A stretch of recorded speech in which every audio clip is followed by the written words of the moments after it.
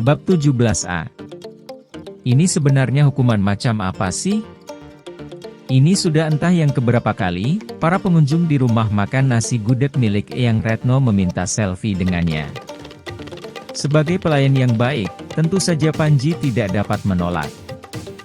Entah kenapa, sepertinya sepanjang siang hingga sore hari itu, rumah makan di kawasan Wijilan itu terlihat lebih ramai dari biasa. Banyak ABG masih memakai seragam putih abu-abu, tiba-tiba menyerbu tempat itu. Apalagi tujuannya kalau bukan ingin melihat pelayan ganteng, yang baru setengah hari muncul di sana. Selain itu, banyak juga pegawai kantor dan ibu-ibu berpenampilan necis, yang tidak sungkan meminta dilayani oleh Panji. Anjani yang duduk di belakang meja kasir, sesekali hanya mencibir ketika Panji lewat di depannya, dengan tangan penuh berisi minuman pesanan para pelanggan. Karena untuk menu nasi gudegnya sendiri, restoran Eyang Retno memakai sistem prasmanan, sehingga para pengunjung dapat memilih sendiri aneka menu yang ada di sana. Gudeg Eyang Retno sangat terkenal, karena selalu menjaga kualitas yang tidak pernah berubah. Wanita itu selalu mempertahankan rasa masakan, dengan menggunakan pawon kayu bakar, hingga cita rasa gudegnya selalu legit dan gurih.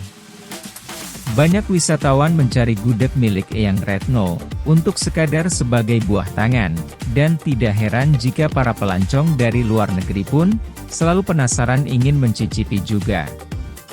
Capek? Tanya Anjani begitu warung mulai terlihat sepi. Ia menghampiri Panji yang sudah duduk meluruskan kaki, di salah satu kursi tidak jauh dari meja kerjanya. Panji membuka botol air mineral dingin, yang tadi diambil dari dalam lemari pendingin. Sekali teguk saja isi dari botol itu sudah amblas di perut. Ternyata kerja jadi pelayan itu tidak enak ya. Anjani menyuruh salah satu pegawai resto, untuk membuatkan mereka es jeruk. Mas Panji baru juga setengah hari sudah mengeluh begitu. Mas harus lihat mereka, meski seberat apapun pekerjaan yang dilakukan, mereka tidak pernah sekalipun mengeluh. Efek sukanya hidup enak, ya begitu itu. Kok kamu jadi nyalahin aku? Coba kamu yang hilir mudik melayani para tamu, pasti ujung-ujungnya mengeluh juga. Tapi senang juga kan jadi artis sehari? Kamu cemburu? Dalam mimpi. Cemburu juga tidak masalah. Artinya kamu memang memiliki perhatian kepadaku. Meski terlihat lelah, tetapi ada senyum yang masih tersungging di bibir pria itu untuk Anjani. Dan gadis itu hanya mampu mengeluh dalam hati, bahwa seharusnya tidak semudah itu jatuh kasihan kepada lelaki ini. Tetapi mengingat lelaki itu mau menjadi pelayan, hanya demi mendapatkan maaf darinya, di saat ia tahu jika kehidupan Panji sangatlah berlawanan, hatinya serasa tercabik. Mungkin ia memang sedikit keterlaluan, dan setelah menimbang dan berpikir matang, ada baiknya juga dirinya memberi kesempatan kepada Panji, untuk membuktikan kesungguhan perasaan pria itu kepadanya. Toh, seluruh keluarganya juga mendukung penuh keberlangsungan rumah tangga mereka. Nanti dari sini, kita jalan-jalan dulu yuk, ajak Anjani kalem. Seorang pelayan meletakkan air jeruk dingin di meja. Tanpa menunggu lama, Panji meraih gelas itu, dan meminum isinya dengan rakus. Bahkan milik Anjani pun tandas tak bersisa, hingga membuat gadis itu terpana, dasar wong edan. Panji terbahak demi mendengar ucapan Anjani.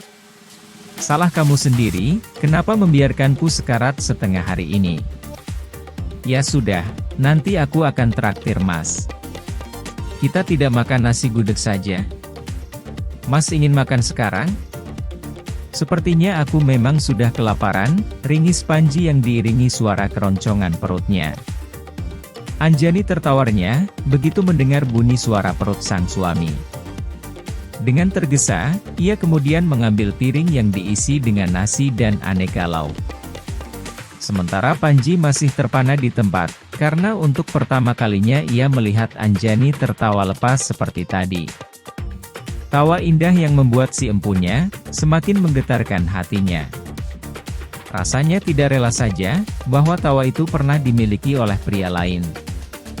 Dan bodohnya lagi, ia selalu menutup pintu hati untuk tidak mengintip walau sedikit saja pada keindahan yang sudah jelas hanya untuknya. Sebanyak ini, tanya Panji bergidik melihat betapa luar biasa porsi makanan yang diambil oleh Anjani. Memangnya yang lapar hanya Mas saja. Aku juga perlu mengisi perutku. Anjani lalu mengambil sendok, kemudian mengisinya dengan nasi, dan gudeg berwarna coklat menggoda. Panji hanya sedang berpikir, katanya mau mengambilkannya makanan, tetapi sang istri justru tidak mempersilakan dirinya untuk makan. Buka mulut Mas. Apa? Katanya lapar. Mau makan tidak sih? Dengan masih setengah bingung, Panji menuruti untuk membuka mulut. Anjani segera mengarahkan sendok yang sudah terisi makanan itu ke dalam mulut suaminya.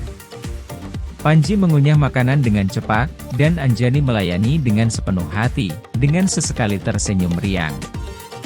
Kamu juga harus makan. Suapin juga dong, balas Anjani tanpa sungkan. Panji mengambil satu sendok lain yang tergeletak di pinggiran piring. Ia pun melakukan hal yang sama, seperti yang dilakukan Anjani kepadanya. Hatinya merekah ketika gadisnya tidak menolak perlakuan, yang menurutnya agak kekanakan. Mereka makan dalam diam, sambil saling menyuapi dengan perasaan berdebar. Hanya tatapan mata mereka yang saling beradu, mengungkapkan segala yang terpendam di dalam hati masing-masing. Sesekali ibu jari Panji menyeka bulir nasi yang tertinggal di sudut bibir Anjani, membuat mereka terperangkap dalam tatapan penuh damba. Makan dari tangan orang lain memang rasanya berbeda ya. Lebih enak, bisik Panji sambil mengulurkan suapan terakhirnya ke mulut Anjani. Mas mau tambah lagi? Anjani tidak mau menanggapi rayuan suaminya, sebaliknya ia mulai membereskan sisa makan mereka. Tidak, aku sudah kenyang. Tapi hatiku selalu lapar bila melihatmu. Kapan kita akan menikmati malam pertama?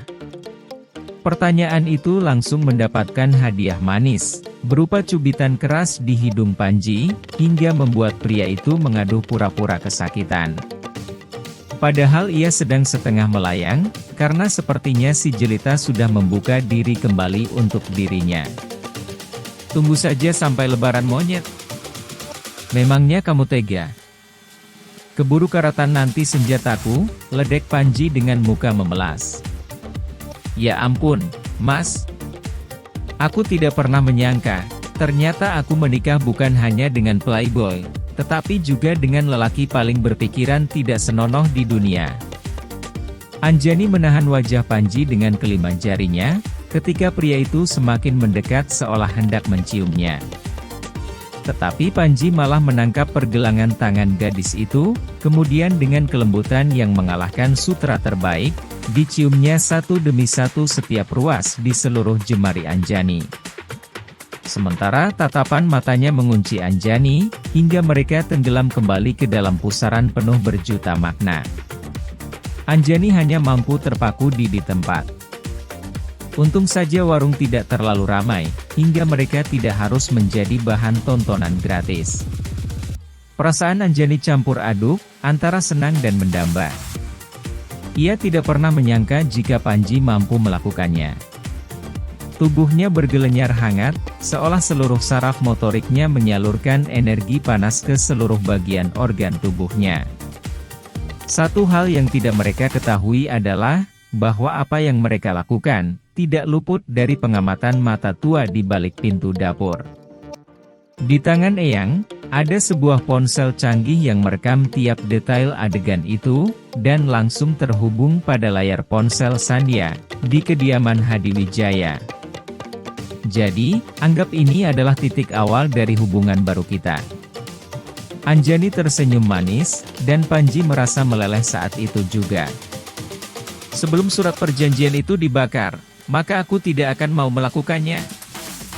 Baiklah, itu mudah. Panji tersenyum leceh. Satu tangannya meraih ke dalam saku kemeja yang dikenakan, sementara tangan yang lain tidak melepaskan genggaman di tangan Anjani. Pria itu mengeluarkan secarik kertas yang dilipat rapi, kemudian membukanya dengan tenang. Anjani membelalak tidak percaya, begitu melihat isi tulisan di dalam kertas itu. Jadi, Mas selalu membawanya kemanapun? Ini hanya untuk berjaga-jaga, jika sewaktu-waktu kamu tidak lagi patuh kepadaku. Apa maksud Mas Panji?